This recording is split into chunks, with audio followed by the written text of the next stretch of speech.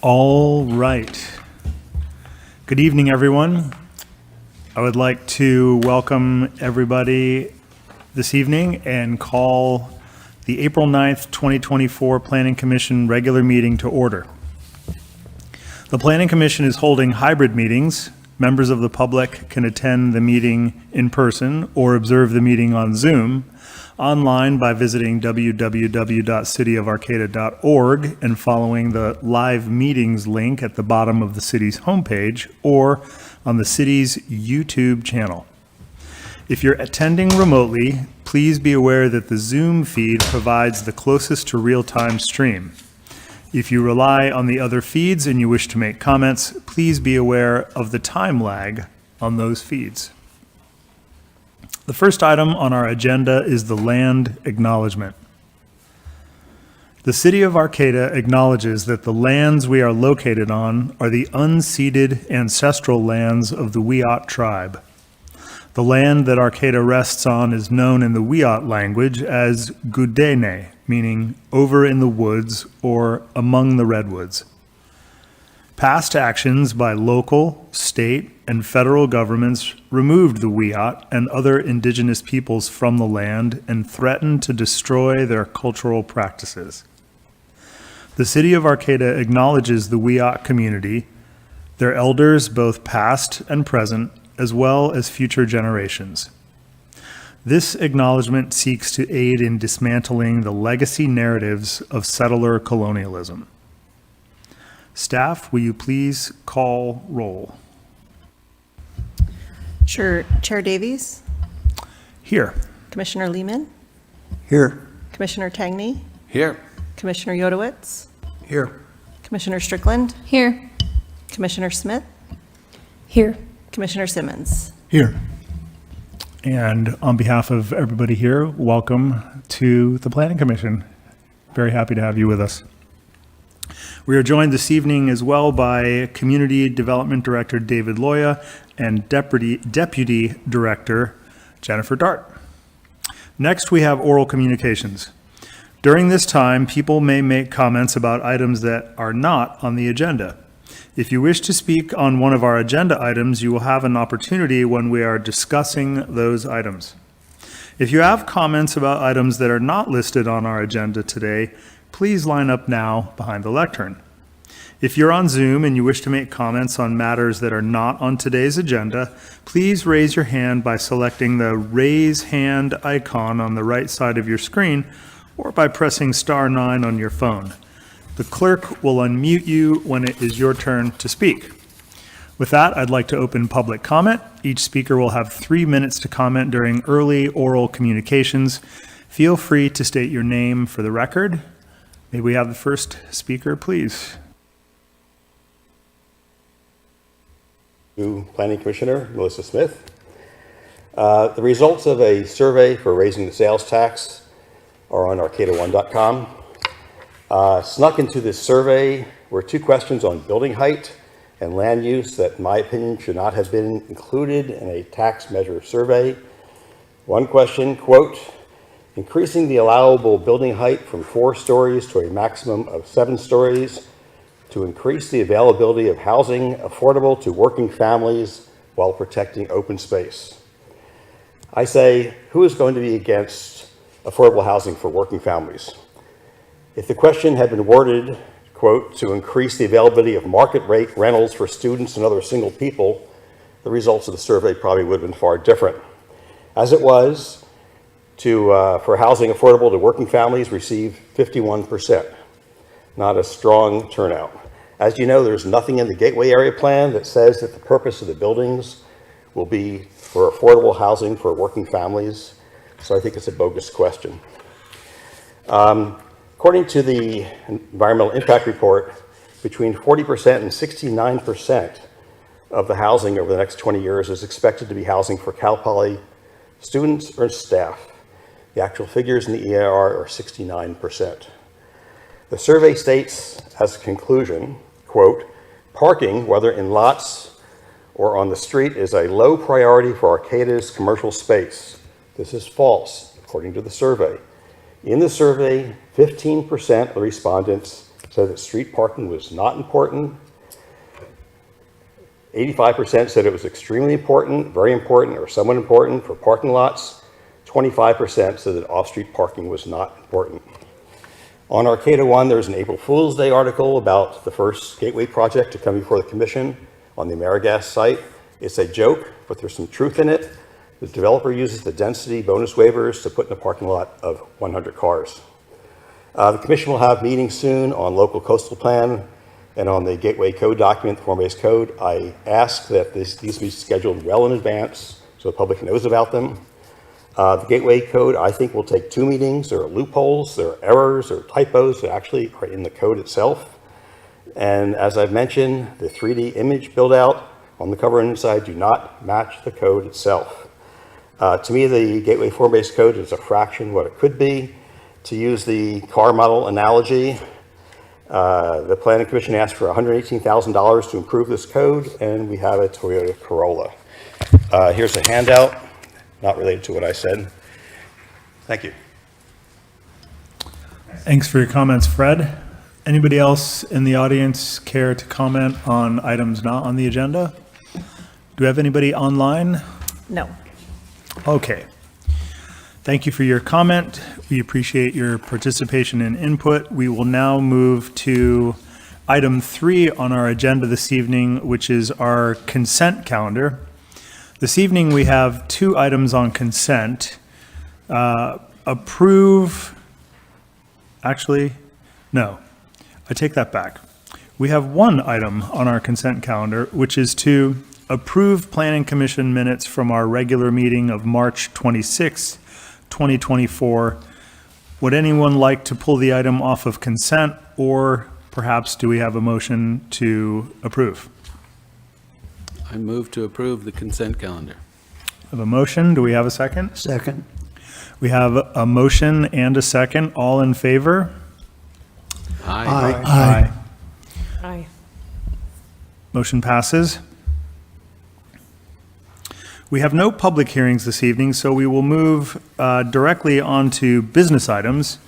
We have 2 business items this evening, and the first is to discuss options for security gates and fences in commercial districts. Can we begin with a staff report, please? Yeah, thank you, Chair Davies. I have what I hope will be a brief staff report, but I also, yes. Thank you, Juan. I have what I hope will be a brief staff report, but I do want to encourage commissioners to ask questions as I'm presenting. There's a lot of content in here, and so I want you to be able to ask questions on the fly and not have them, wait until the end and maybe you forget what the question was, or we have to scroll back and forth to get the content. As you're all aware, you recently approved a scissor gate project on the plaza at Caravan of Dreams. There was some concern that there were going to be a series of requests to put scissor gates in, and based on the conversations that you had at that time, it was clear that the decision was fraught. We have since had several people express interest in wanting to put scissor gates or some form of security fencing on buildings on the plaza. And so while I'm not as prepared as I would have liked to have been to bring this item back to you, which you requested when we had that agenda item before you, I do have enough here, I think, to start the discussion and sort of prime the pump for that. So here goes. For tonight, what I'd like to do is to be able to present to you some specific details about the different facades that we have in our commercial districts. I focus primarily on the downtown and the north town because that's where I could easily walk and take photos to present them to you. And the reason I wanted to do this was because I think it's really easy to come up with a standard in the abstract that does not practically work in the real world. So I want to give you some insights into the variety of facades that we have in our commercial districts. I also wanted to discuss some of the operational issues. I have a very short presentation on that, things that had come up previously and things that have come up in our discussions at the staff level that I want you to be aware of in terms of applying these standards on actual buildings. And then I want to provide for you a couple of potential outcomes of this discussion and have you provide us direction going forward. So starting with the variety of facades, I wanted to first show you some of the gates or security devices that are out there already deployed in our community. Right now, this is the hutch liquors up in Northtown. You can sort of see underneath the overhang here, there are these two cylinders. These cylinders house roll-up doors that come down and cover both the plate glass and the alcove entrance to the hutch at night. They close these when they close at night. I think the fellow said that they close at around 2 and they open them at 9 in the morning when they open. Were they required to get a permit for that application? They put these in without a permit. I believe that a permit is required. They had, you can see the plate glass window broken here and they replaced it with this piece of T111. So I'm certainly not presenting this facade as the ideal Northtown facade, but I just wanted to give you a sense of, the types of fences that are already out there. When I was speaking with the fellow that works here the other day, I asked him, do you even shut them ever? I mean, I remember them being shut before, but I just haven't seen them shut lately. And he pointed out that, yeah, they shut them, but only when they're closed and they're open most of the time. And so this really has very little visual impact apart from the obvious. I wanted to point these features out. There's a very obvious. I'm just curious, is the only permit that they needed a building permit for that, or would they have also needed a design review or a different entitlement? That should have been a design review permit. And I'm assuming we would have recommended denial on putting a T111 replacement in for plate glass. So the couple of features that I want you to think about here, because these are relevant to thinking about new projects, is that this type of roll-up door requires a track that's installed on the facade. You can see them here, and then it also requires a cylinder that the roll-up door rolls into. And these ones are manual. They pull them down, I believe, with a chain at the end of the night. There's no mechanics involved here. If these were mechanical or electric, they would have, a unit on the side to house the motor. There'd have to be electrical run to the units and so on and so forth. Here's a gate that was enclosing or excluding people from an alcove at the U.S. Bank just down the street here. And it's just a simple gate. They have enough room to have the gate in swing and still provide egress to this door. Excuse me. So that's another option. This was the haberdashery fence that was put in. This has features where there's nothing to bolt onto in the framing of the building. So they tied in sort of in the header here, and then they put epoxied bolts into the ground and created these posts that the fence swings on. The fence does collapse up against those poles, and they stick out just a little bit here. So that's one design type. These are required by building code to lock in the open position during the daytime when they're open. Was that permitted? This did receive a permit. I think that in review, it should have had a design review process probably. And it was, but it did receive a permit. It went through a formal building permit process. This is the fence that you approved just a few weeks ago. Again, you can see it's bolted directly into the building itself. There's structural members here and here that the fence bolts into, and this one has the ability to fold back against the facade of the building. So instead of collapsing and then kind of sticking out and being a more obvious feature, this one folds in. We did ask them to set this back as far as they could. There were some structural issues they ran into, and this is the limit to which they were able to set it back. It's probably slightly back from the property line. And here's another type of fence. This was shared with me by Commissioner Lehman. This type of fence is electronic. I believe it can be controlled remotely. We had some discussions about this. It does have, here's a schematic of the same fence. It does have electronics that are in this drop ceiling.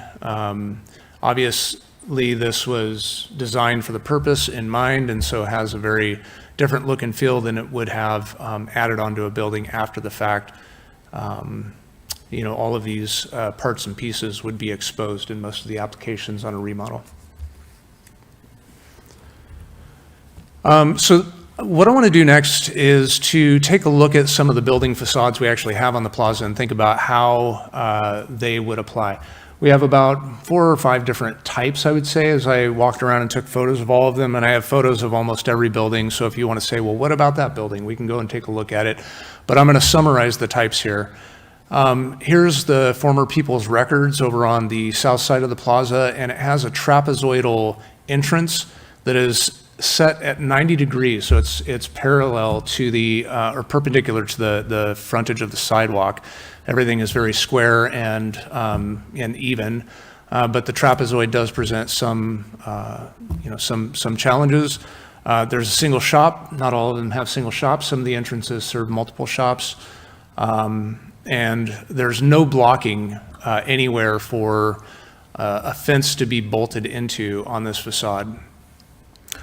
And so really the only solution for this would be to put one of those barrel types that you saw on the Arcata or in the Hutch up in Northtown.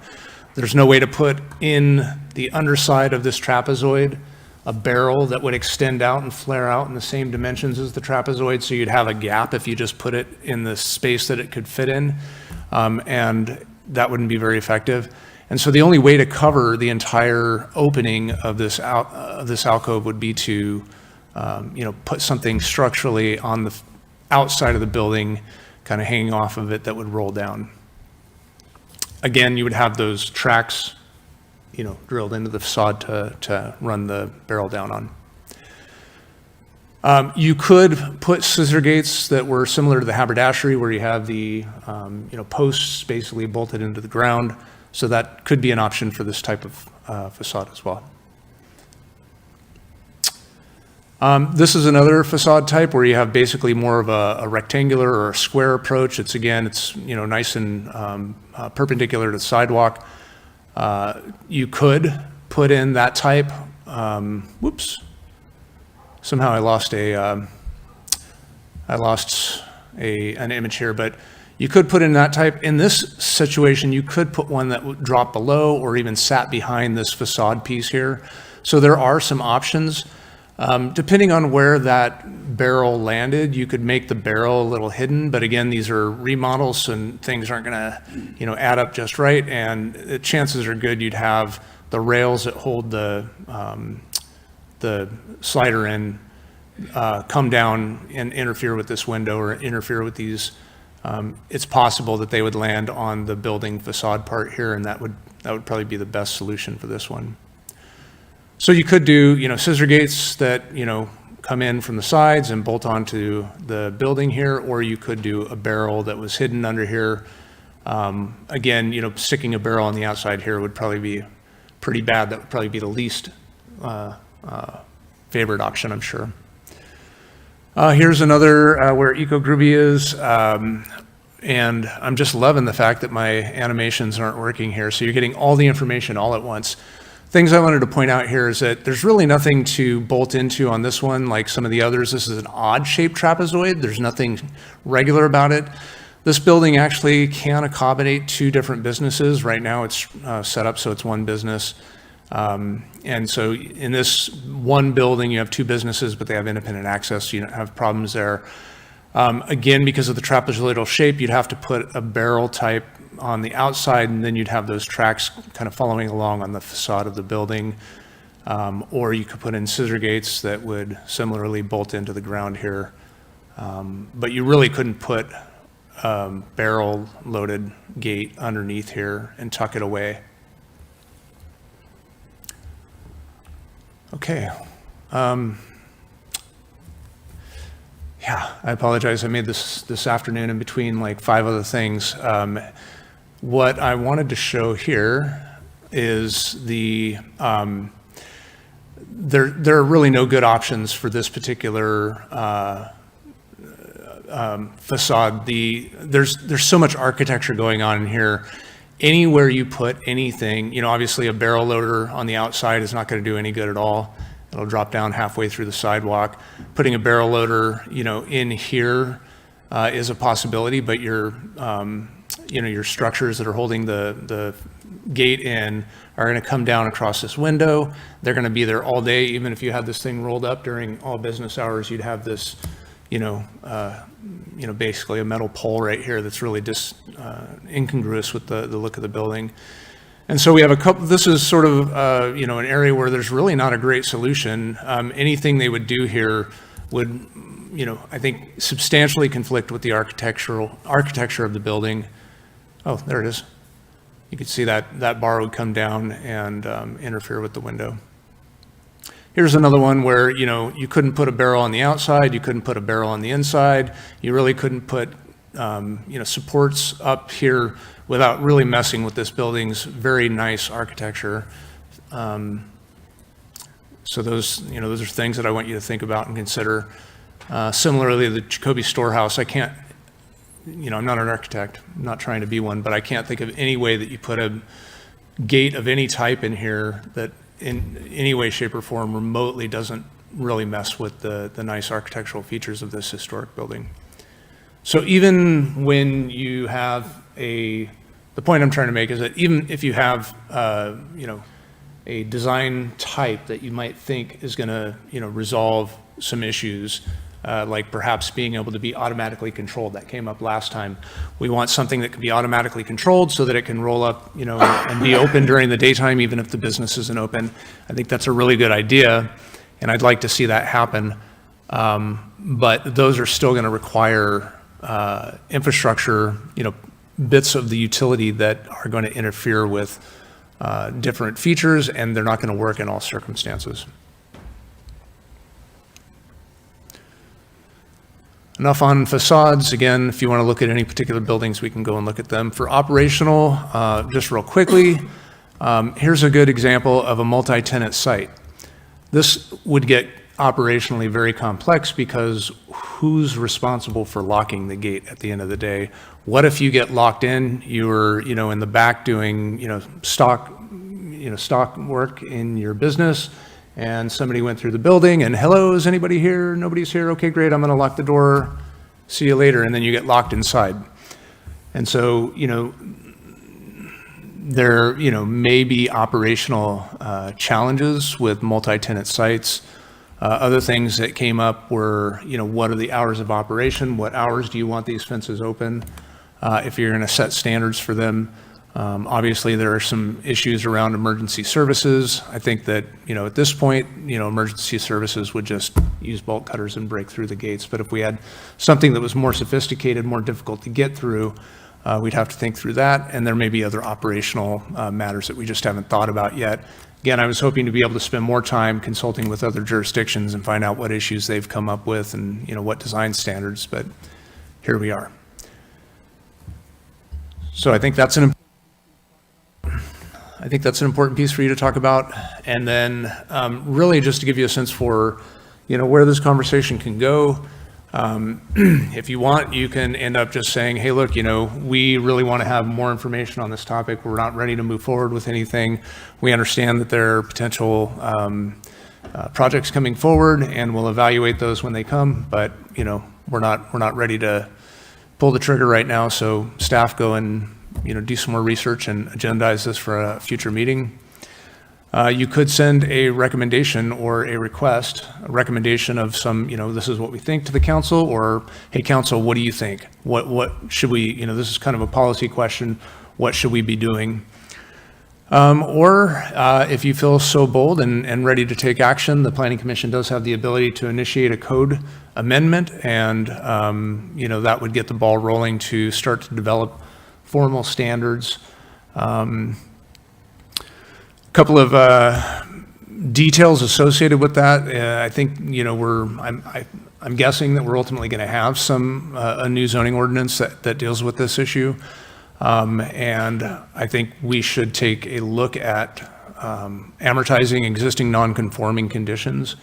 Right now, we have a couple of scissor gates on buildings in and near the plaza. If the planning commission ultimately says, hey, look, scissor gates are not okay, you have to come up with a different solution. Here are the standards that we would like to see.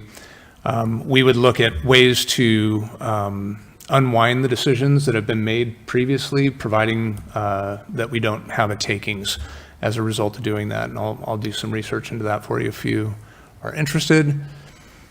And yeah, with that, I think I'd just like to open it up for questions and then public comment. I don't think I have anything else. Okay, thanks. Yeah, I think we, as you said in the beginning, knew that this was going to be a thing. Love to hear from other planning commissioners, ideas or reactions about staff presentation and maybe follow-up thoughts from our last discussion. Anybody want to start us off? Joel? I did have one question of staff. There was one image, I think it was one of the early images, was of an actual, like a swing gate. And as opposed to a scissors gate, yeah. I'm going to assume that that kind of installation may not be, I mean, you need enough room, there's ADA requirements, there's, other kind of path of travel requirements. But in your survey of the stores fronting the plaza, did you see any conditions that may be conducive to that kind of an installation? Yeah, to my eye, this is the best looking gate. It kind of blends in with the architecture, and I don't know if it's just because it's this particular building and the building doesn't have much in the way of architecture, but I think this would be really hard to pull off in a lot of the alcoves that we have on the plaza. It's a little ironic too, because the design standards for the plaza required people to put in alcoves. Many of the buildings, historic, had alcoves. Many of the buildings that were historic had, just no alcove. They were just the store entrances right on the street, sidewalk frontage. And when we put the design guidance together for the downtown, there was actually a desire to have more alcoves. And newer buildings that were built with that design guidance in mind, just as an aside. Dan? Yeah, the question about the haberdashery's lack of a permit, you said you weren't sure that they would have been required of design review and or a permit, and I'm wondering, is it because they're just slightly off plaza that they might not have? That's correct. Some of the changes that we have made in the code don't necessarily envision, they don't encompass all the project types. Now, I think that, and when we were before you last time, I think Senior Planner Mateer did indicate that this building, the haberdashery, is in the plaza. I can't remember the exact name of it, but was within the area that is called for in the regulations for design review, Planning Commission design review. I'm not sure that I necessarily agree with that interpretation. Because the plaza was so important to the framers of the General Plan 2020, there's about 3 different plaza areas that I can think of off the top of my head, and they each intersect with our regulatory framework in different ways. And I believe that the current requirements for a Planning Commission hearing for design review in the plaza area is strictly the plaza, the streets facing onto the park. Okay, so in our deliberations, really, we're thinking not only about the plaza, but separately about Northtown and things in between here and there. I think you should be thinking about all commercial centers. One of the things I was thinking about as I was putting this together, we don't currently have this in the form-based code, but this type of design would be very easy to say, if you're going to install a gate on a new building, it must be, inside of a plenum, for example, as a standard. Because the mechanical equipment is never something, nice or desirable to look at generally. I mean, there's some, some conversions like the Humboldt pies, where they converted a garage basically into restaurant. They've got the old garage roll down doors and it's just part of the design. But other than that, it's generally pretty hard to pull it off, especially on buildings like the ones around the plaza. Any other specific questions of staff? Abby? Did you want to finish, Peter? Go ahead.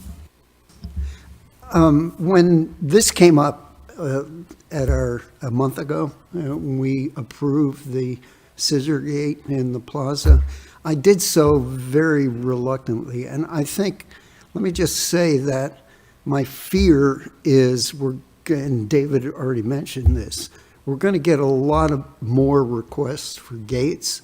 And I don't want our city to look like a jail. And I think we have to do something so that doesn't happen. That would not be a feeling I want for this city going forward. I want to make sure we just stick with questions of staff now until after we hear public comment, and then we can take it up again. Does anyone have questions of staff before we go to public comment? Go ahead, Melissa. Was any consultation done with the fire department or Arcata Police Department prior to tonight's meeting to gauge their feelings on this topic? Yeah, I think if we develop an ordinance, we'd definitely collaborate with them to ensure that we incorporate their concerns. To date, it's just been through the standard referral process. The building permit review does have fire. The fire marshal does a review of all building permits. But I think if we were going to develop an ordinance, we'd want to make sure and incorporate that.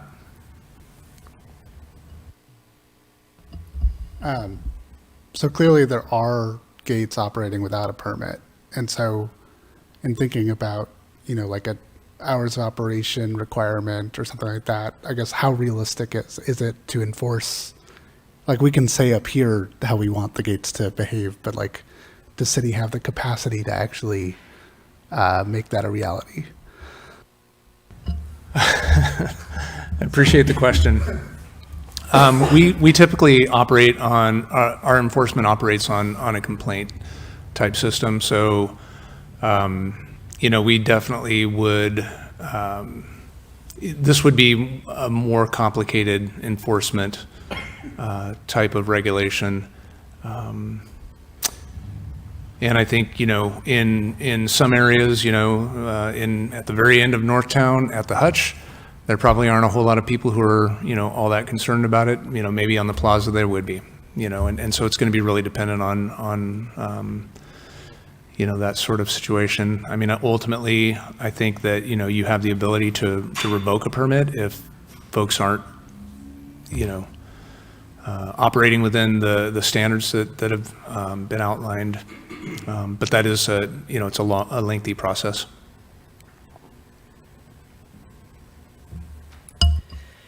There's one business in Northtown, the bicycle shop, I forget the name of it, but they have utilized accordion gates on the interior of their windows.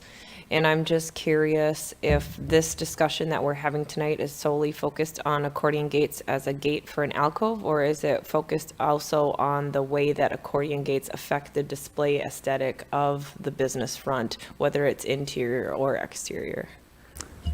Yep. Yeah, no, I think that the Planning Commission should take it all up. Revolution Bikes has one. Adventure's Edge has interior. The vape shop has interior gates. The vape shop on H. And there may be a few others. But yeah, I do think that, if we're taking it up, we should really take it up and consider it. The one thing I wanted to mention about the outreach I did yesterday as I was walking around taking photos of these many of the business owners were like, what are you doing? So I had an opportunity to talk to about 10 businesses yesterday, and I can tell you that they span the entire range of perspectives that you all expressed at your last meeting. So I guess the reason I say that is because give you reinforcement that you really are tuned into how people are feeling out there in the community. I got responses everywhere from, I have somebody who regularly sleeps, like a single person who regularly sleeps in my alcove, and it's okay, and we have an understanding. When I get there in the morning, they clean up and they leave, and I don't have problems with them. To, one person who was like visibly, physically angry about, the city's lack of responsiveness to the issues that are causing these in the first place. And, thinks that absolutely they should be able to put a protective gate around their business if they feel like they need to. So there's really a range of different, feelings out there in the business community. Okay, I think I'm going to take public comment then. Opening this for public comment. If you are in person, please feel free to line up at the lectern. If you're on Zoom, please raise your hand by selecting the raise hand icon on the right side of your screen or by pressing *9 on your phone. The clerk will unmute you when it is your turn to speak. Feel free to state your name for the record. Good evening. I'm Fred Wise. I don't know what you're going to say, so perhaps many of the things that I will say are things that you've already thought of or will be discussing. During the hearing for the Scissors Gate back in February, it was pointed out by a commissioner that the store is open 7 days a week. That is true, but winter hours are 5 hours a day or 6 hours a day, 5 hours a day, 4 days a week. So the gates are closed the majority of the daytime hours. It's open from 11 to 4 in the winter hours. Humboldt Haberdashery is open 7 hours a day, 11 to 6, except Sunday. For whatever reason, I was there about 2 p.m. on a weekday, and it was closed. So perhaps if a gate is approved, you could specify how many hours a day it needs to be open, but then of course you have to enforce that, something like 10 a.m. to 6 p.m. When the community development director said that you can't put a gate in many of these places we've seen in the images, we've seen gates in other communities that do not have the same architectural standards that we have, and I'm speaking that we're all glad for that. It can really ruin a community, as we've seen. The emergency service question is a major issue, perhaps a standard use of a master keyed padlock that would be used for every gate in the city. Definitely talk to other jurisdictions. In Seattle, in their historic district, scissors gates and roll-up gates are prohibited, except they have a clause that says, except where security is deemed necessary. So you take that as you wish. So perhaps the downtown district could be different from the other areas of Arcata. It's up to you, but it's certainly, Commissioner Lehman gave us a clue what your feelings are. I completely agree. It could be disastrous, but at the same time, the architectural styles don't lend themselves to scissors gates on a general basis. So good luck. Thank you. Thanks for your comments. Please. Hello, my name is Hannah Golden. I'm one of the people that has inquired about scissor gates since I saw the one going up. I do have a building that is a multi-tenant building, and for me, it would not be a concern to have access because all of my tenants currently have a key to the front door and the back door, and they would all have a key to the scissor gate. So I'm not really sure what the difference for that would be. I dread the idea of all of the properties on the plaza having scissor gates. I think it would look awful. At the same time, I think it looks awful to have feces and human waste and all of that on the plaza on a daily basis. I have to call in regularly for my tenants to get that removed, and that's a huge concern of mine. So for me, I would desperately don't want to put in a scissor gate, but I would be extremely upset if that opportunity was taken away from me if I felt like it was something that I needed. So, thank you. Thanks for your comments.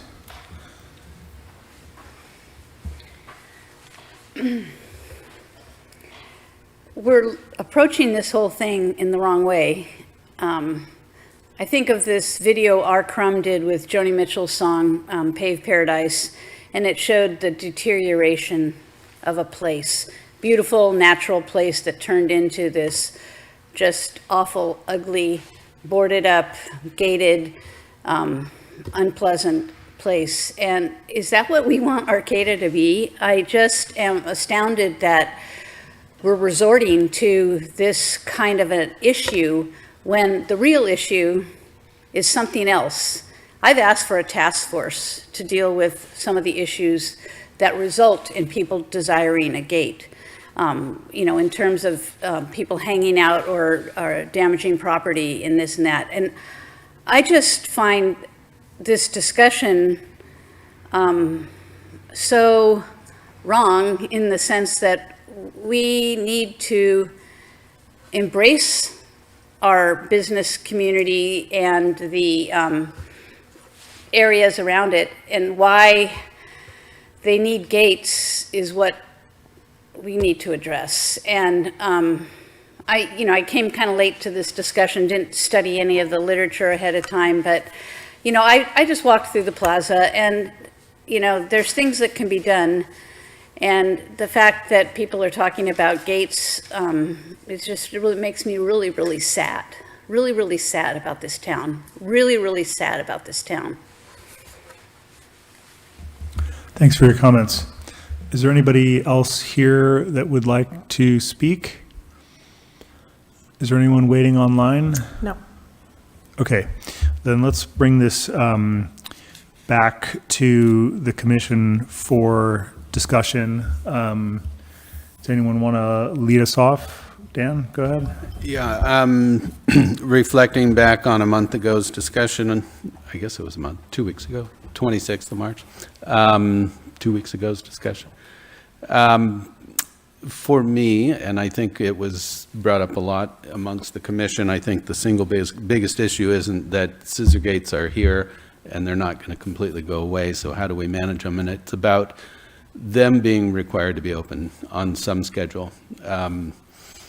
I think it worked out with the last applicant, Caravan of Dreams, because they are open 7 days a week. However, which hours, and I kind of feel like a condition of approval across the board on these is that they just have to agree to have them open some kind of hours. If they're not open on Saturday, and everybody that enjoys the farmer's market is looking at 3 or 4 gates and then an open store, another gate, another open store, that doesn't fly for me. So I know it's tough. I know it's complaint-driven kind of nuisance issues for the city to manage, but I can't imagine any other way to do this, and I can't see us saying no as we just said yes to one at our last meeting. So gates are here. They're not going to go away. Peter? I disagree, Dan. I think I've had a lot of time to think about that discussion and my vote. And I think if it happened again, I'd vote the other way. I'd vote to decline. I really, as I said earlier, I really fear having a town that looks like a jail. I think that would be a tragedy. And I recognize that there are real reasons, and actually I said this ex parte. I talked to Alex Stillman, who owned the building, and she made a really good pitch for why they needed a gate. And I voted for the gate, but yeah, I've had a lot of second thoughts. Go ahead, Abby. So I think that if we did put request that staff come back with more information, right now I think we're looking very narrowly at this situation.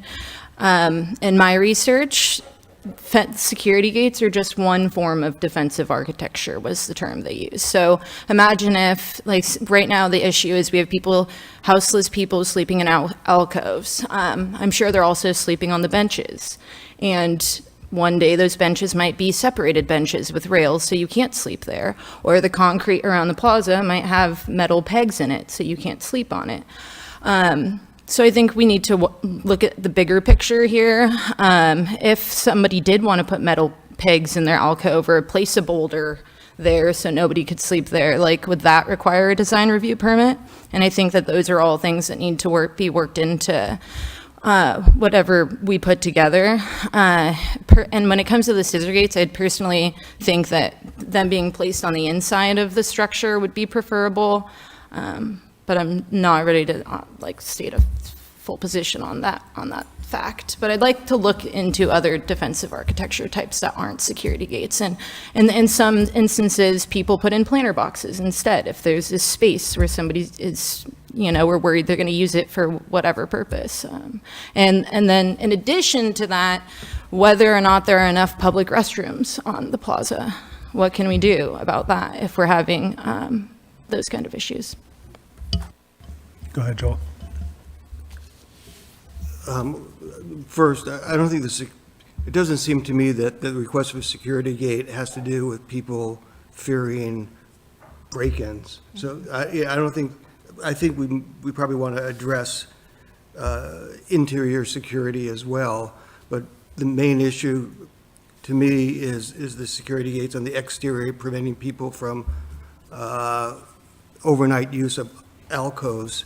And I too fear the impact on the city socially, culturally, aesthetically of scissors gates on many buildings. I think if I tend to not want to have scissors gates around the plaza on exteriors, and other jurisdictions have banned scissors gates, and cities are all over the place on this. San Francisco recently enacted design standards for roll-down gates. It's on their website.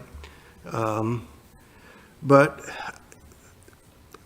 I think I could support a scissors gate in the rare circumstance where a building owner, if there were exceptional circumstances, and I don't know how you objectively do that, number of calls to the police, number of people sleeping in the doorway, on repeated days, and documenting that sort of thing, but probably not in the plaza.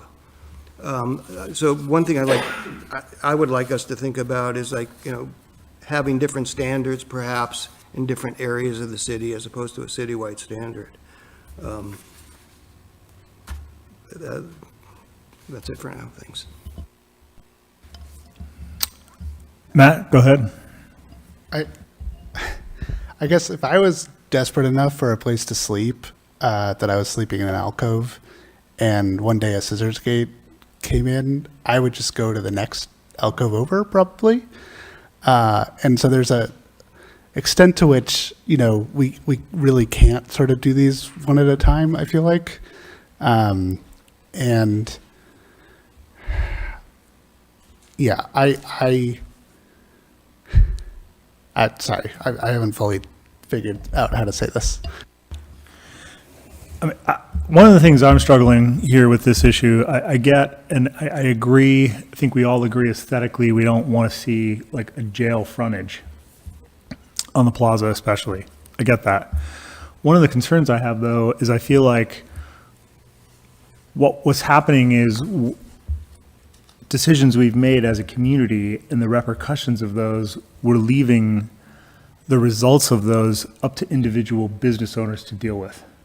And so in the situation where there's feces or vomit, or as we heard when we discussed this in February, people who are violent or intoxicated in some way, I feel like collectively we need to try to address that problem. And I feel like right now in the plaza area, especially, a lot of the business owners are dealing with the mess of that individually. And so I think there's an issue of, if we're going to push back on allowing people to secure their businesses, then it should come with some sort of follow-up as a community to help address those issues on the plaza, especially where there's obviously the highest instance of these kind of issues. Doesn't seem right to me that we say, no, you can't do that, and we're not going to really do much more to help you with the situation, because no one wants scissor gates, but it's also really unpleasant to see human feces and vomit on the plaza as well. It's maybe not as visible from as far away, but it's still an issue. Peter? I thought Abby had a good suggestion, which is we need more public restrooms. I mean, if there were a number of clean, accessible public restrooms, we would probably be well on our way to solving one of the really ucky issues.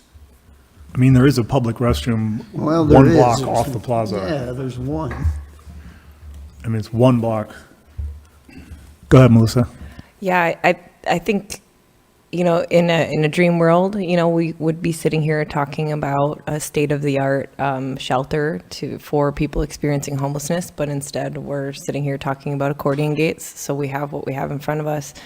And one thought that I have speaks to David's presentation on this, which is that we have all these different types of alcoves, and the solution for one alcove isn't the same solution for another alcove.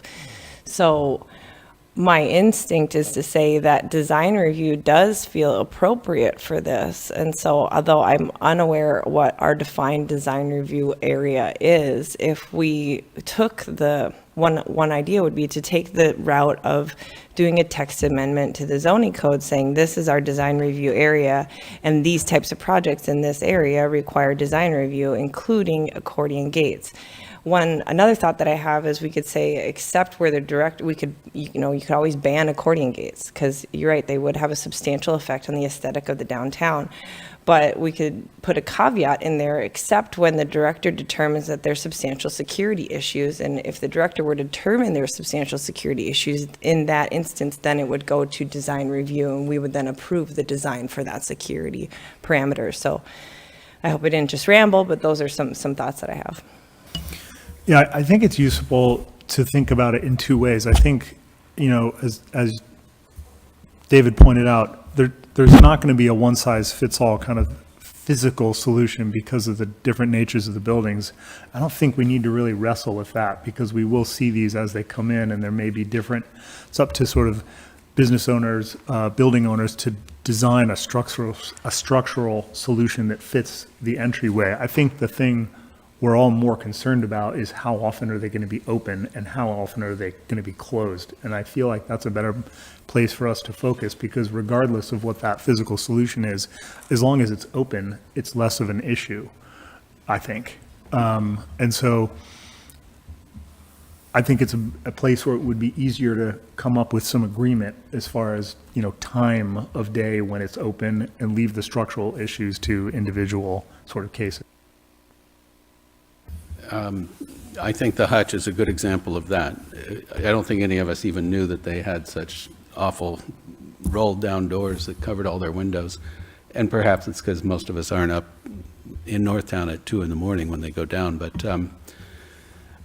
to me, I don't know that if we straw polled, we even have support for any kind of scissor gate. And, you know, maybe we ought to start thinking that one through first, just to see if we're even moving forward with anything on this. If there's a majority here that just want to reject them flat out, then that's the message we forward on to the staff and the city council, right? Go ahead, Abby.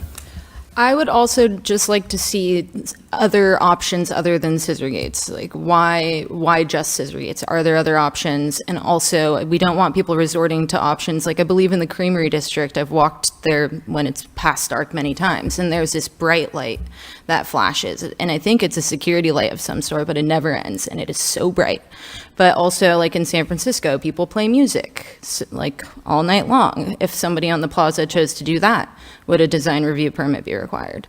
So, like I said, I just want to widen our scope on this and not be so, like, scissor gate oriented, because it's a larger discussion. And like Peter was saying, thinking about our previous decision to approve that one scissor gate, like, my only, like, kind of qualm with that would be if I had to do it again, I would want the scissor gate to have like, the permit would expire after 3 years and they have to come back and we would assess if like situations changed or maybe the permit's changed hands and, or the business is not there anymore and it's just been closed forever. So another something to think about. Thanks. Go ahead, Peter.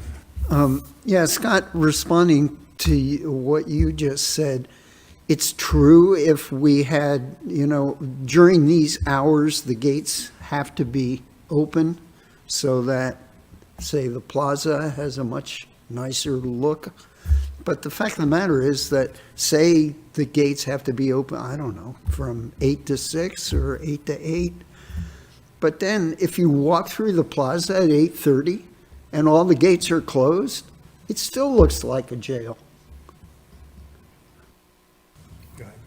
I have a question of staff, or maybe a fellow commissioner can remind me, but I remember at some point when we were talking about the general plan update, there was a presentation about crime prevention through environmental design, SEPTED, and did we is that adopted as part of the general plan as a proposal?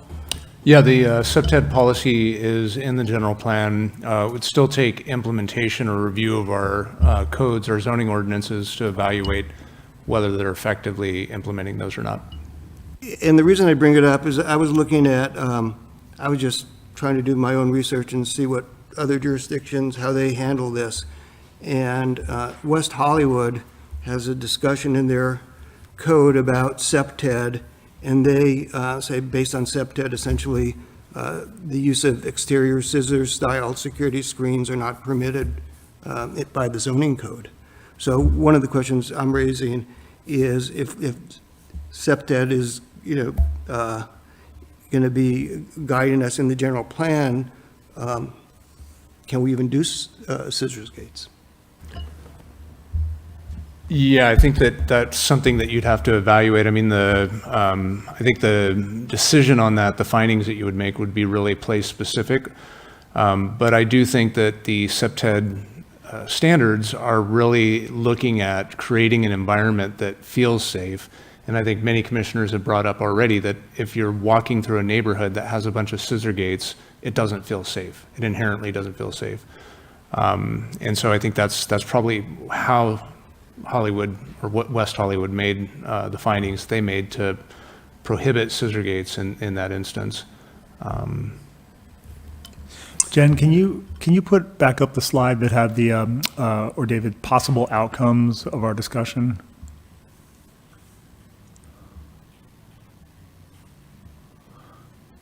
It feels to me like I would like to see how the commission feels about, not quite a recommendation, but perhaps a request from direction from the city council.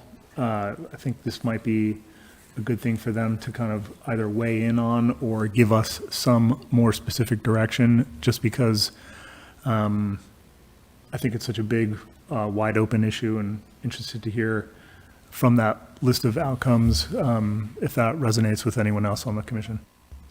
I think that's a good idea, but I do not think we're ready to send a recommendation. We need to, there's a lot of diversity in opinion. Yeah, I'm saying a request for direction from them, and possibly share, here's what our concerns have been. Could you give us some direction? Okay. We need to, if that's the case, we need to get together our concerns and agree on them. I'd like to see a straw poll on whether or not, first, if the majority of us would agree that there'll be any future scissor gates on the plaza and/or elsewhere in the city. First, scissor gates, because they seem to be kind of the X factor. And then beyond that, any other kind of security gate, which seems like it's a little softer question amongst us. Just if we could get clear as a group, do we even want to move forward with any kind of scissor gate, for example? I mean, I think it's hard because we need to understand what the parameters around those scissor gates are. Like, you know, if it means the scissor gates are going to be open 3 hours a day, then no. If they're going to be open 12 hours a day, then maybe. So for me personally, that answer is kind of dependent on what other parameters get set around the use of scissor gates. So personally, you would say yes to scissor gates with conditions. I heard Peter a little while ago say probably no to any scissor gate, and I don't know where the rest of the commission is on that. Everybody else like to weigh in? I'm a probably no. Okay. Melissa? I do think that scissor gates substantially change the aesthetic of a neighborhood. So I don't want to make a blanket statement and say always no. Going back to what I said before, I would love to visit this on a case-by-case basis, depending on the area of the city that it's proposed in. So if it's proposed, in the bottoms, obviously, we don't care about that. But if it's in these areas where we're very much concerned about the aesthetic character of the neighborhood, then could there be a different standard applied to that than there are in other parts of the city? That's where I'm at. Abby? I'd be leaning closer to no, but potentially with highly conditioned permit that expired and required renewal. I feel fairly strongly no on the plaza and open in other areas of the city. I mean, I'm open to saying no, but I would like to see the city council provide some kind of either cleaning or security or something to help address the issue in a different way and not just feel like we're saying, sorry, business owners. That doesn't feel right. So how, it seems to me we need to kind of summarize this discussion and our concerns, and how are we going to do that? That's what staff is going to do for us. I feel like we can do that with what we've received to you, David. Yeah, if you want, I can read back the issues that I captured. Yes, please. Or you could just trust that we'll summarize them in a staff report to the city council. I think it would be best if you wrote them down and sent them to us, and we could comment on them. I mean, you can read them now, too. We can bring them back to a subsequent meeting if that's Yeah. what you want to do. Well, I'd like to get a kind of a group opinion there. Personally, I'm comfortable with staff summarizing our concerns and sending them to city council because it's going to come back to us for some kind of discussion. But I think this is important for the city council to weigh in. I also happen to know all the city council members watch our meetings, so I think they're probably hearing our concerns. For sure. Go ahead, Abby. I would just like to ask if you noted the wider scope and other types of architecture that have been used. Okay, great. Loud and clear. I just want to, the last thing I want to say on this, my wife owned the Garden Gate for 20 years. I was the guy that did a lot of this cleanup in the doorways and dealt with a lot of the peripheral issues, and largely cleanup is not the issue. It's more about the really unruly behavior that often takes over the alcoves in the evenings. I'm sure you've all walked by it. It can feel really unsafe, and I know that scissor gates are a bad feeling, but a lot of rather unfortunate behavior is associated with the alcoves, like, and the mess, and whatever else goes along with it. But I think that we need to think, addressing Commissioner Davies on let's see if we can encourage the city. I don't think we can, and I don't think it's anywhere in our jurisdiction to encourage the city unless it's just a, hey, could you try harder? They try harder, and they've been trying harder, and I've called 1,000 times to the police or whoever else in all kinds of situations in respect to the Garden Gate, and it's just tough. It's tough. It's manpower. It's it's overwhelming, the numbers of people that are doing unfortunate things, and it's night after night. They have more energy to keep it up than we have to stop it.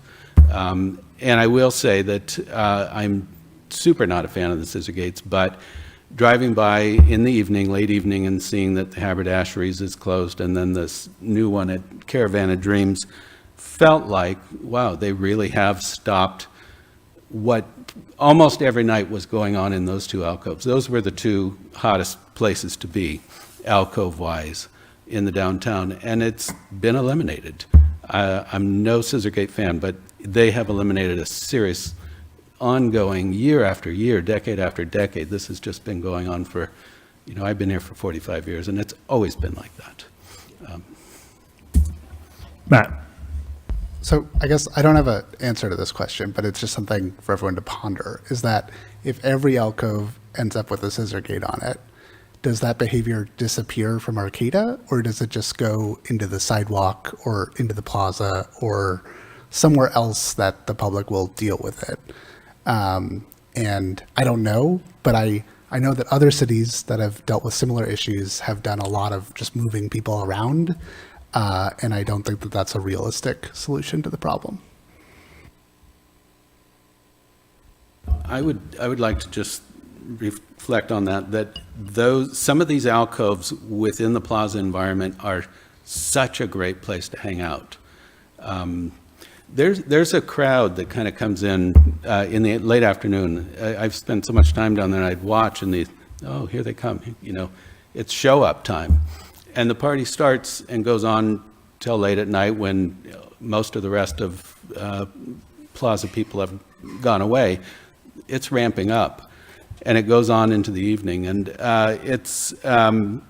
it's almost like an invitation when you have all these kind of cool places to hang out. They're great. If it's raining or not, doesn't matter. There's lots of great places to hang out.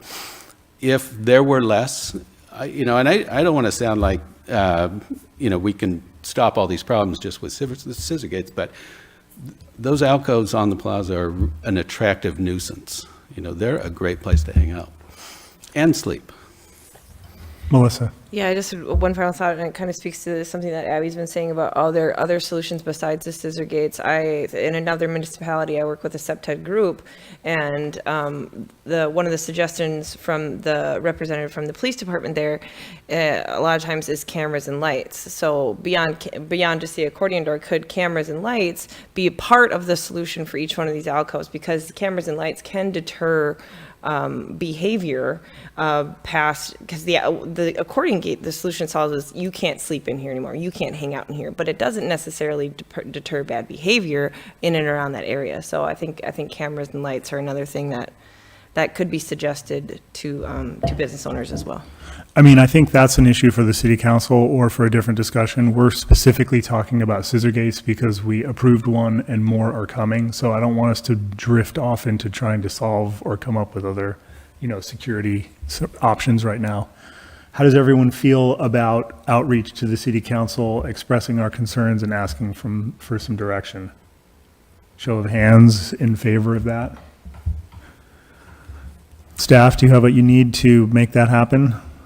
And then city council will discuss and send it back to us with more clarity? I'm hunching that they're going to have a very similar discussion to this. Right. It's a tough one. It's a tough one. Okay, thank you for everyone who commented on this issue.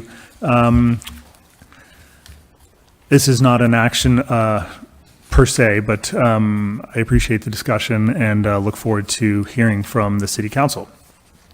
Okay, we're on to our next item this evening, which is to adopt Planning Commission discussion protocols. And as always, can we begin with a staff report?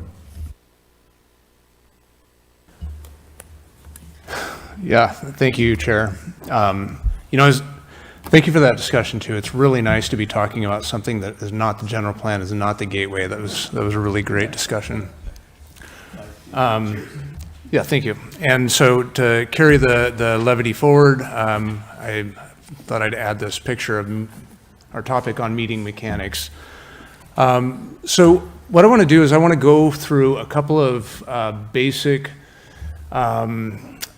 underlying sort of meeting mechanic type issues. Many of you came on in the middle of the general plan work, and you were thrown right into it. We hit the ground running. We've got new Commissioner Smith now, and I don't think that we've had a time, even with the rest of you, to sit down and really think through, how do these meetings run.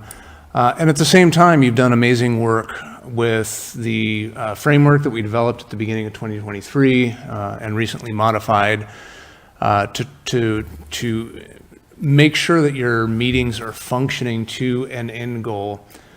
Some of you were here before that. Remember that, we were having discussions every meeting at the Planning Commission about different elements of the general plan, and they really weren't going anywhere. We were ending up with more questions than answers. There were no actions being taken. There were no decisions being made. And it was, an ever-opening discussion as opposed to a discussion that was leading to closure.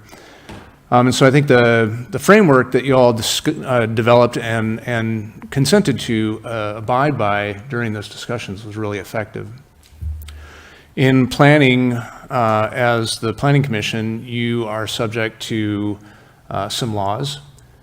Planning law, there are certain laws that regulate the kinds of decisions that you make and the way that you make them.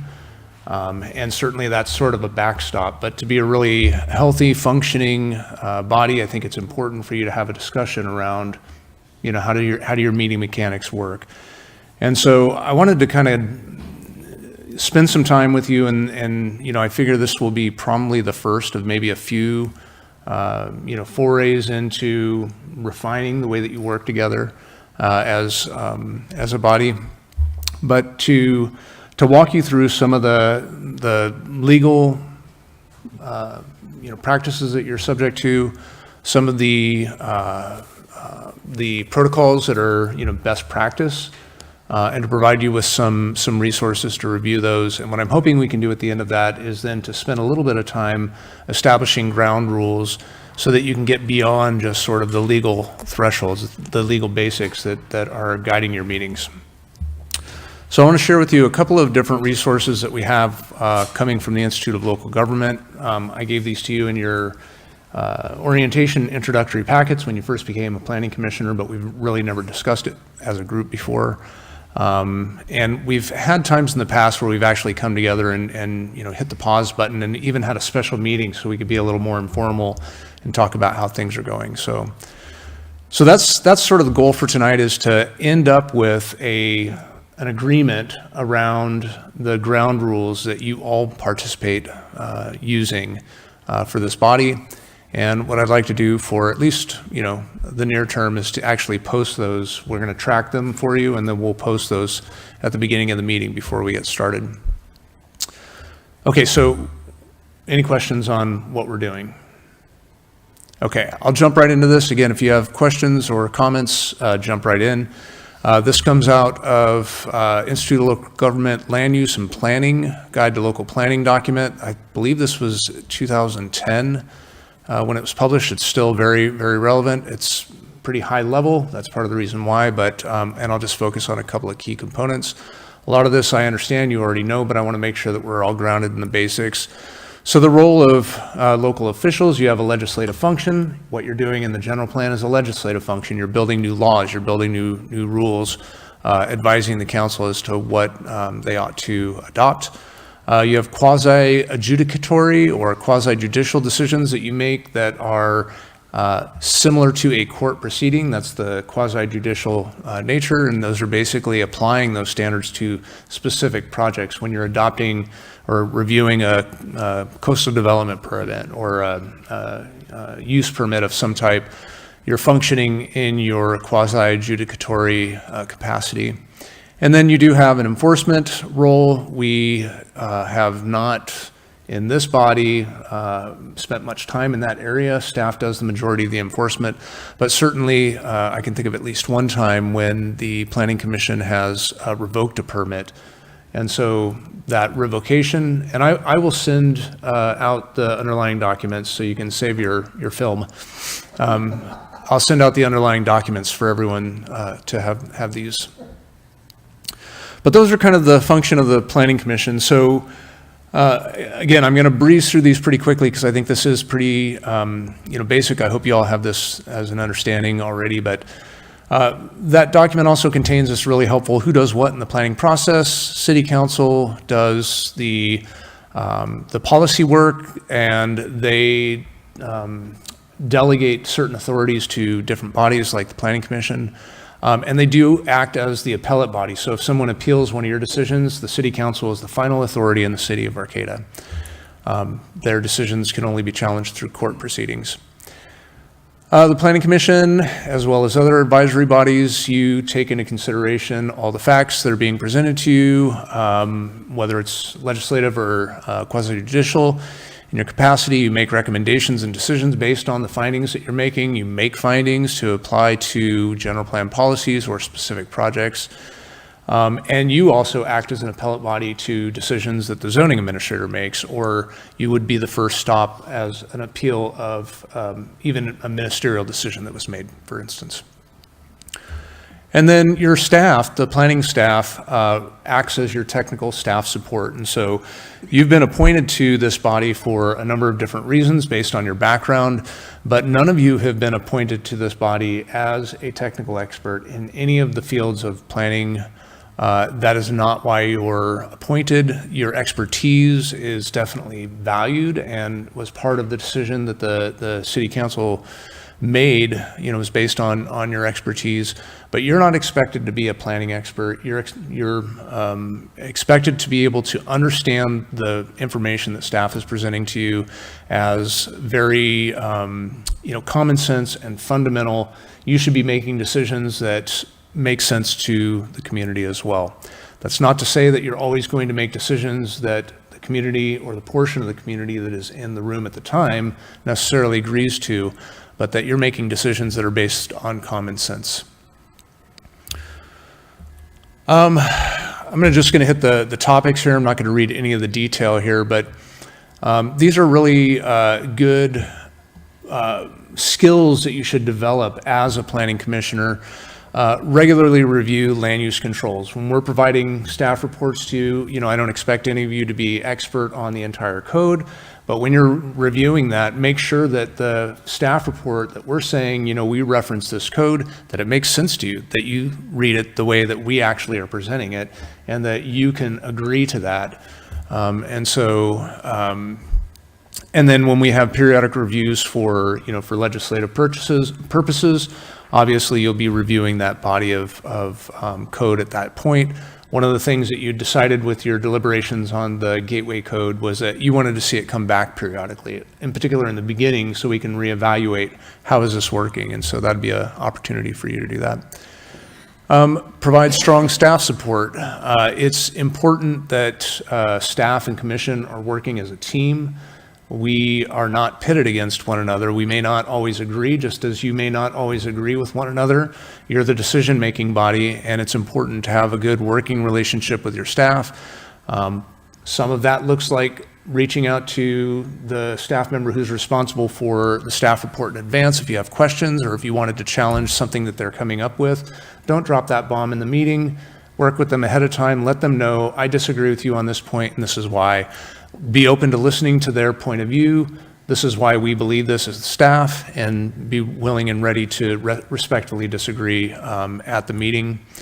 It's also important, I feel, for the decision makers to be able to be that buffer in the meeting when you have, if it gets to this point where you have people who are criticizing staff for their work. Obviously, there are freedom of speech, there's free speech rights. Sometimes it goes a little overboard, and it's important for the commission to be able to recognize the person's ability to express their opinion, but then to be able to stand up for staff and say, the staff is working, at our direction, they're bringing forward the information to us.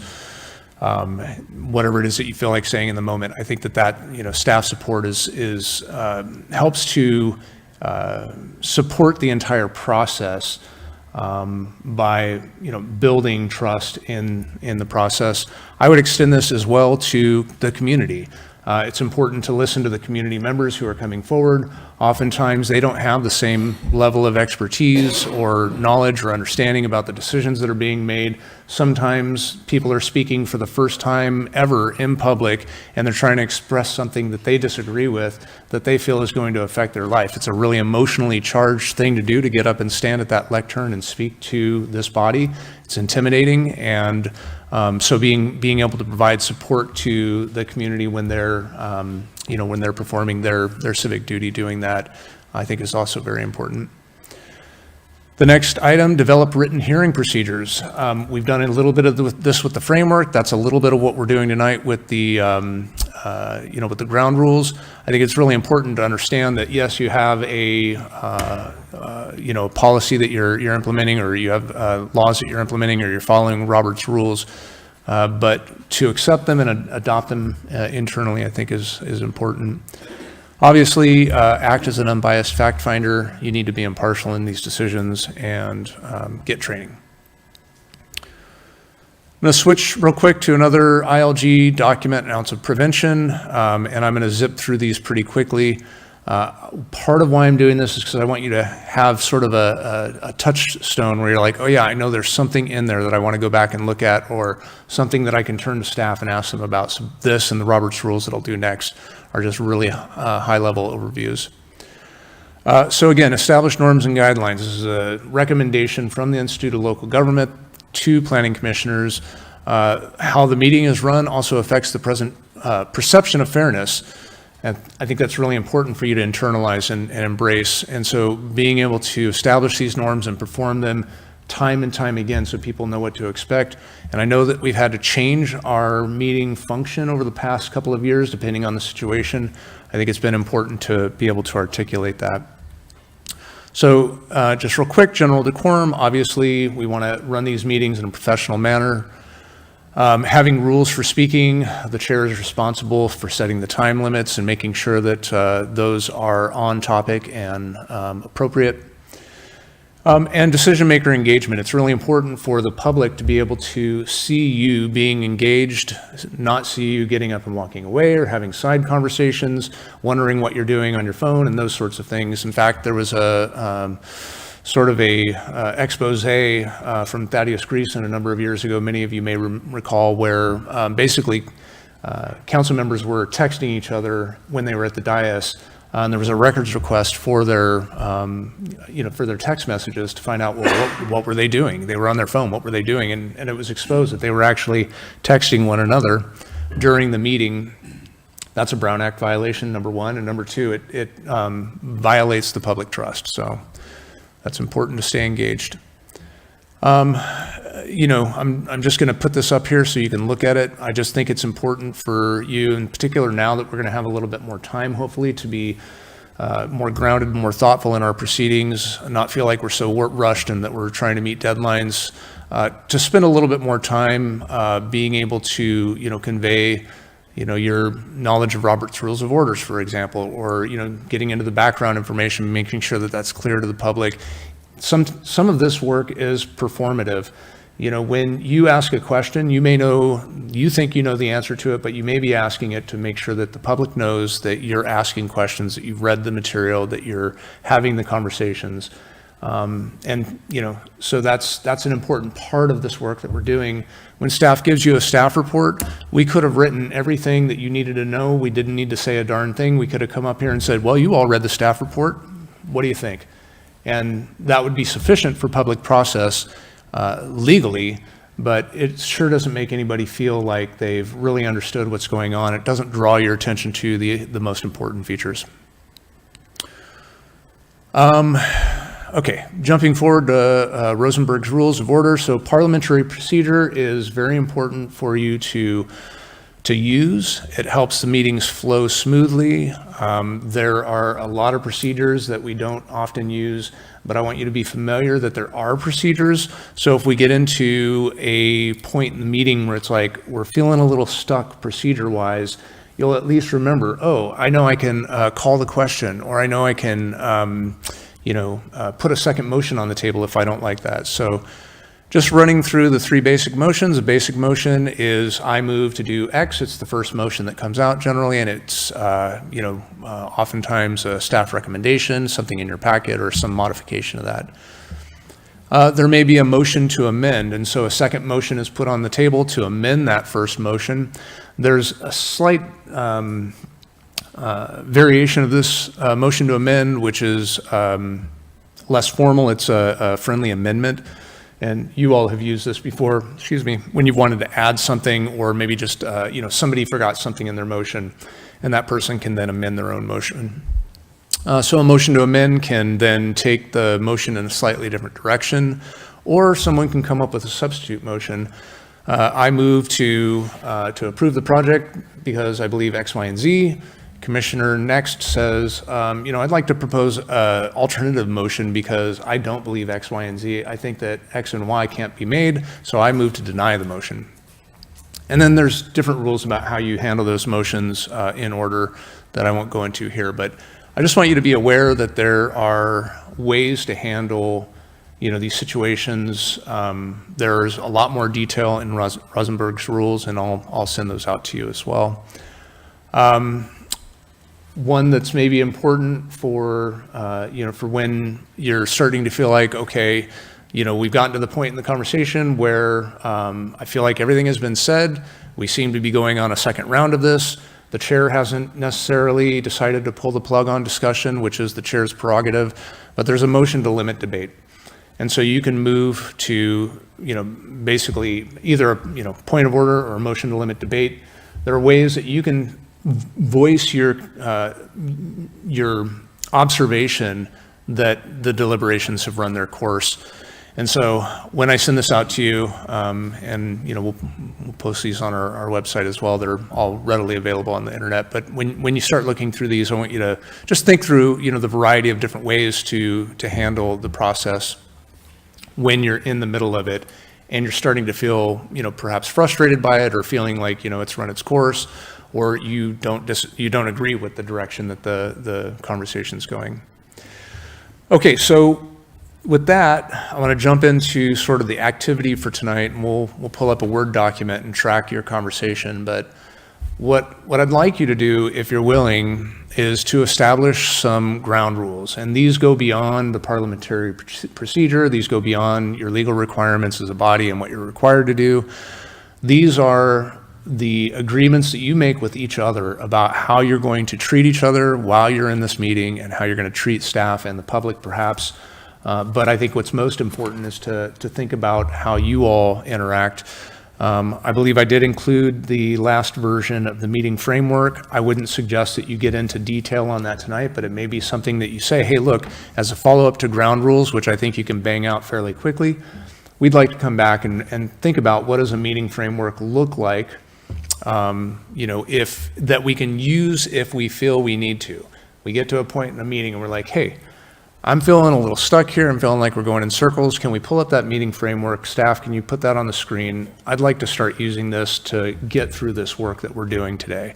And so that way you have a variety of different options, everything from the really, rigid Rosenberg's rules to the very lenient ground rules, ways that you hope to interact with one another, and then sort of a midland, a framework that can help you get through difficult discussions.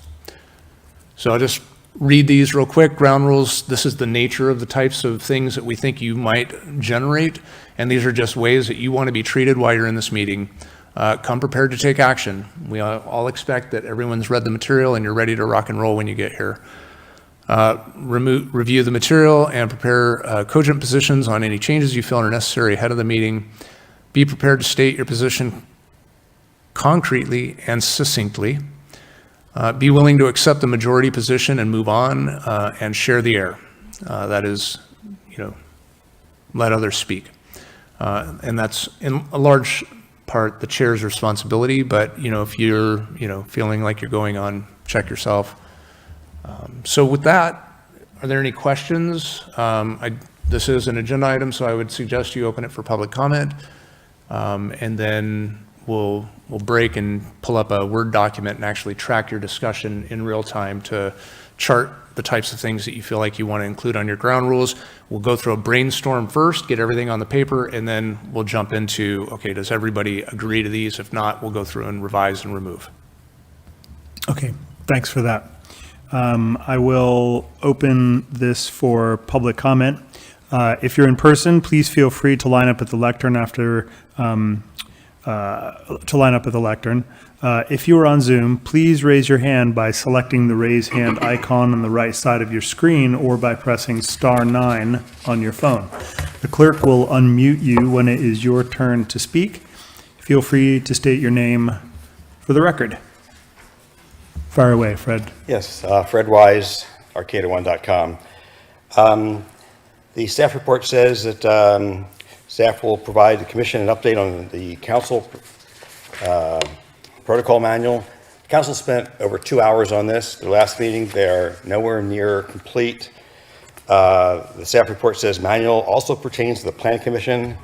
Parts of it pertain to the planning commission. And I put in a vote to have more of it pertain to the planning commission, but just parts of it, not all of it. The title of this item says adopt planning commission discussion protocols. I think this is improperly worded. There's nothing that exists. There's nothing that the public has seen. And so to adopt anything in this meeting, I think would be improper. The staff report itself says this item is largely a discussion item. And as the community development director said, we're going to be looking at this for a few sessions. The framework worked best when there's a schedule of topics. It did not work well when there is not a schedule of topics because the public did not know what the commission was going to talk about in advance. The schedule was crucial. As the staff report says, the framework allowed you to work through hundreds of pages of documents. My question is, when is this going to happen again? The next general plan meeting, general plan update. I'm not against the framework, but I don't understand how you're going to use it in the normal course of events. Among the things that were discussed on the council level is the seeding of time, which I've used, as we know. I propose that the seeding of time is different on a council level than it is on the commission level, partly because there's so many details and such a wide range of input.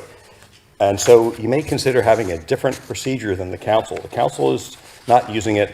I've done quite a bit of research on this. San Diego allows it. Santa Cruz allows it. They have it set up in advance.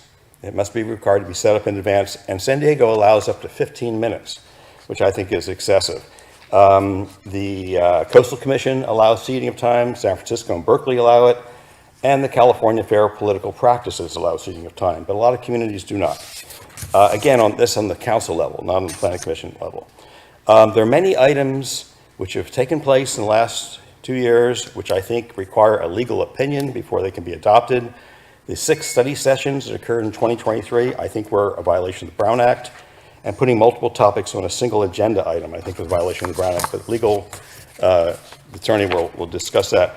Back to what was accomplished with the framework in 2023, I think could not have occurred without the background discussions and informational discussions that took place in 2022. I think the discussions in 2022 may have appeared to not be productive, but they were productive. Thanks very much. Thanks for your comments. Anybody else here in the gallery want to weigh in on this? No? Online? No. Okay. Quick question, David. Is it not true that there's, if the council decides not to allow seating of time, that the planning commission will automatically be mandated to follow that? Is there a connection there that staff could weigh in on? I believe that the city council will provide that direction to the planning commission, and my guess is that the procedures that are adopted around the conduct of meetings will be similar across the city council and the planning commission at least, and maybe even into the committees. The commenter was correct that the entire protocol manual does not apply to the planning commission, and that's clear from a casual look at it. I mean, it talks about how the city council agenda is structured and that sort of thing. Clearly, that doesn't apply. But the protocols are generally considered to apply largely to all the bodies. The city council is setting the standard for the other bodies. Great. Thank you. Okay. Not seeing any more comments, I'll bring it back to the commission. Discussions around ground rules, do we want to pull those up again and see if we have agreement on those as a basis or anything that people would like to add? Anybody want to start off? Did you want to bring up those kind of the sort of, no, the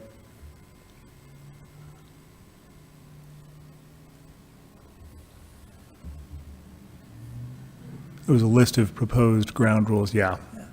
Yeah, and to be clear, these were just an example. You're more than welcome to take these. I wasn't suggesting that these ought to be your ground rules.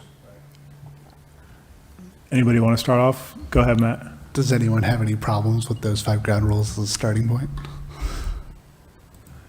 I mean, I feel like that's how we've been operating. And that's why I wanted to see that put back up, because I think that does a good job of kind of encapsulating how we treat each other, encourage discussion.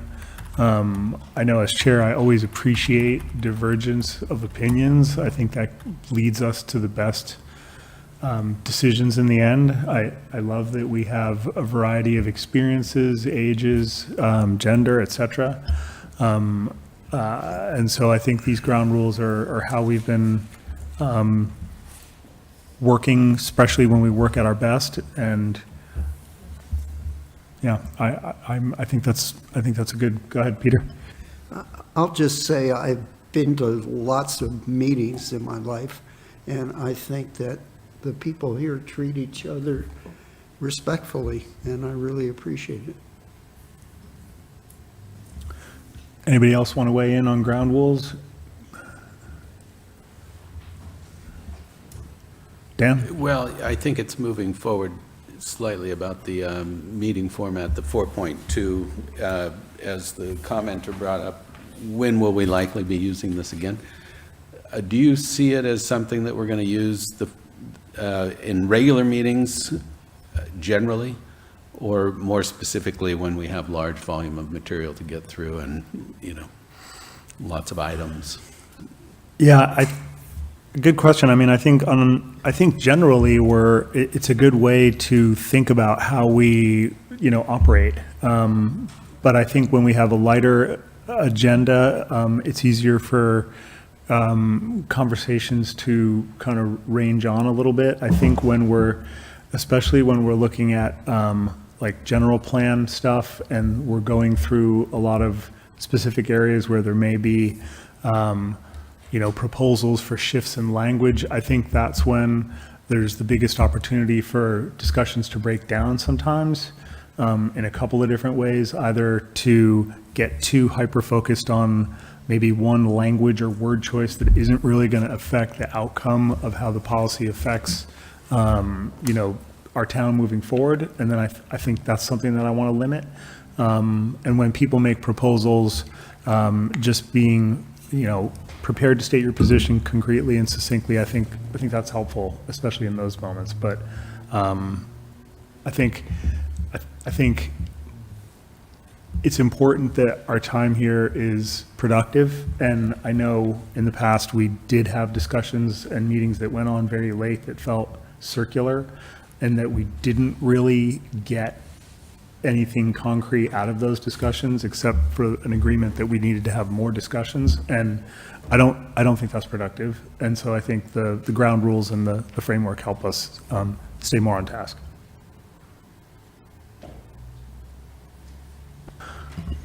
Is there action on this item, or is there hope to be action on this item? Because I see that this was adopted and there are purposes outlined that are very specific related to the general plan and the gateway area plan, but it seems like we're talking about this being our framework overall for all future meetings, regardless of what the topic is. So are we hoping to re-adopt this, or is there a future action item on this?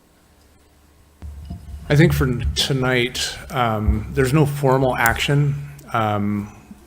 What I think my objective for tonight was to have you think about the ground rules and, straw poll, like, yes, we all agree to these ground rules. You don't have to take a formal, vote to impose these on yourselves, but it just gets you all thinking about that. The reason why I included the framework in the packet was for you to think about, do you want to try and, you know, maintain, like modify that to have something as a backup, as the chair had you know, identified, when you get to certain discussion types, or if you get to a point in the discussion where you're just feeling like, we don't have the traction here, let's do something a little bit more structured. Let's pull out the framework and start using it. So the objective for tonight is not to modify the framework. The only outcome for tonight is to develop a set of ground rules. We've got 5, and if anybody wants to add any additional, if not, 5's a good starting point. You can always amend it later. Well, as you know, Matt asked if anyone had an issue with it. Is everyone fine with adopting these ground rules as written? Show of hands in favor? We're good with that. Thank you. I know this seems like it was, you know, maybe a, you know, lighter exercise, but I do think that it's important for everyone to sort of be on the same page and be able to think back to those, so. Yeah, I think it's a good reset, especially with new commissioners, and I think this is something we can refer back to, and I think the way we use it will be, you know, clear for those that haven't been with us as we get into some weightier stuff, specifically stuff like the gradients of agreement were helpful in some of our more difficult discussions. So that gets us where we needed to get with this, right? Yep. Thank Okay. Does anyone else have anything to add to this discussion? I think we got where we needed to, right? Okay, then moving on to correspondence and communications. Do we have any correspondence from Planning Commission members? I will miss the next meeting. Dan will miss the next meeting. Matt? I will also miss the next meeting. And then I wanted to make the Planning Commission and staff and the public aware of a upcoming event. The Coalition for Responsible Transportation Priorities is hosting a webinar called Revitalizing Space, the Hidden Potential of Parking Reform. And parking has come up quite a bit at our meetings, and so I thought folks might be interested in that webinar. Thanks for that. Any other correspondence or communications? How about from staff? Oh, did you have one, Dan? Sorry. I do have one more. A number of us attended today's meeting at the Wharfinger from the California, pardon me, David, what was his job description? What's his job description? Yeah. It's Brian from Housing and Community Development, and he does policy for the housing element side of things. Great. Thank you, Jen. Anyway, it was very informative to realize that what we're doing here, particularly with the gateway and the infill direction the city's taking on, is how much it dovetails with the state of California. It's just like, it so acknowledges this whole discussion that we've been having for 2 years. So thank you for. That's great. Yeah. Staff, correspondence or communications, anything to add? No, I don't think so. Do you have any? Okay, there being no further business, this meeting is adjourned.